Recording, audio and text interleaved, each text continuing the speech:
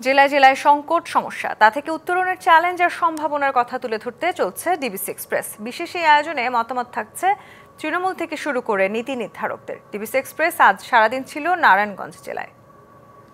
CSRM নিবেদিত DBC নিউজের বিশেষ আয়োজন ডিবিসি এক্সপ্রেস। আর সারাদিন রয়েছে আমরা নারায়ণগঞ্জ জেলায়। এলাকার সাধারণ মানুষের সাথে কথা বলেছি, তারা তাদের সমস্যা ও সম্ভাবনাগুলো তুলে ধরেছেন।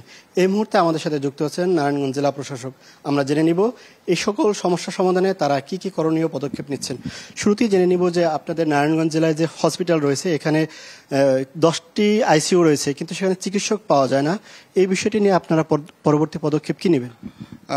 ধন্যবাদ। আমি প্রথমেই ডিবিসি নিউজের যারা এখানে এসেছেন তাদেরকে ধন্যবাদ জানাচ্ছি, এবং আপনাদের যারা নিউজগুলো দেখে তাদেরকেও আমরা ধন্যবাদ জানাচ্ছি। আমরা নারায়ণগঞ্জের জন্য দুটি হসপিটালকে আমরা গ্রিন অ্যান্ড ক্লিন একটা কার্যক্রম নিয়েছি। সেই কার্যক্রমের আওতায় দুটি হসপিটালকে আমরা ইনক্লুড করেছি। এর মধ্যে হচ্ছে খানপুর একটি হসপিটাল এবং ভিক্টোরিয়া হসপিটাল। আপনি যে কথাটি বললেন যে ভিক্টোরিয়া হসপিটালে একটা প্রকল্পের আওতায় 2021 সাল পর্যন্ত একটা আইসিইউ 10 বেডের আইসিইউ ছিল। সেটি প্রকল্প শেষ হওয়ার পর এই আইসিইউটি বন্ধ হয়ে গিয়েছে জনবলের অভাবে।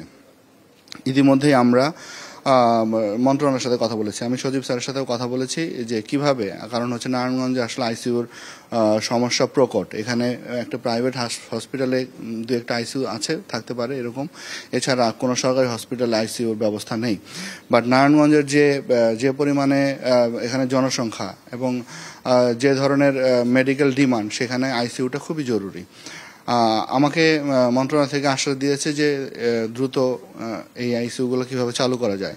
ইতিমধ্যেই গত সপ্তাহে সিভিল সার্জন মহোদয় আমাকে বললেন যে মন্ত্রণালয় থেকে তার সাথে যোগাযোগ করেছে যে আইসিইউগুলো কিভাবে আমরা এটাকে রিভাইভ করতে পারি, আবার কিভাবে চালু করতে পারি। আপনারা জানেন ইতিমধ্যেই আমরা এনআইসিইউ ভিক্টোরিয়া হসপিটালে আমরা 4 বেডের একটা এনআইসিইউ চালু করেছি, এবং এটি শিশুদের জন্য, যে শিশুরা তাদের জন্মের পরে বিভিন্ন ধরনের ডেফিসিয়েন্সি থাকে, সেই ডেফিসিয়েন্সিগুলো যাতে ওভারকাম করতে পারে এই জন্য একটা যে ফ্যাসিলিটি সেটা আমরা চালু করেছি। এছাড়াও দুটি হসপিটালে আগে দালালের একটা দাপট ছিল, আমরা সেই দালাল মুক্ত ঘোষণা করেছি এবং আমাদের অভিযান চলছে। আমরা ইতিমধ্যে অনেক দালালকে আমরা ধরে নিয়ে এসেছি এবং আমরা ব্যবস্থা নিয়েছি।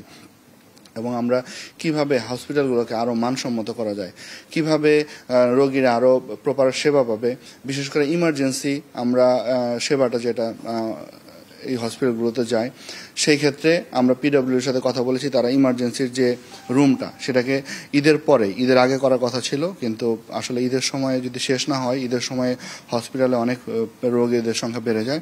এই জন্য এটাকে স্থানান্তর না করে আমরা ঈদের পরে এই ইমার্জেন্সি যে রুমটা আছে এটাকে আমরা রেনোভেট করে একটা আধুনিক করব। এছাড়া জানতে চাইব শীতলক্ষ্যা নদী নিয়ে আপনাদের কি কি পদক্ষেপ রয়েছে? নদী দূষণ দেখেন, শীতলক্ষ্যা নদীটি যখন আসলে শীতলক্ষ্যা নদীকে অ্যাড্রেস করার দরকার ছিল, আমাদের এই জেলাটি একটা ইন্ডাস্ট্রিয়াল জোন এবং এখানে প্রচুর শিল্প গড়ে উঠেছে, এবং এই যত শিল্পই গড়ে উঠেছে সেই শিল্পের পেছনে যার ভূমিকা বেশি সেটি হচ্ছে শীতলক্ষ্যা নদী। তার অবদানে এই শিল্পগুলো বেঁচে আছে। কিন্তু এই শিল্প প্রতিষ্ঠানগুলো শীতলক্ষ্যার জন্য কতটুকু কি করেছে?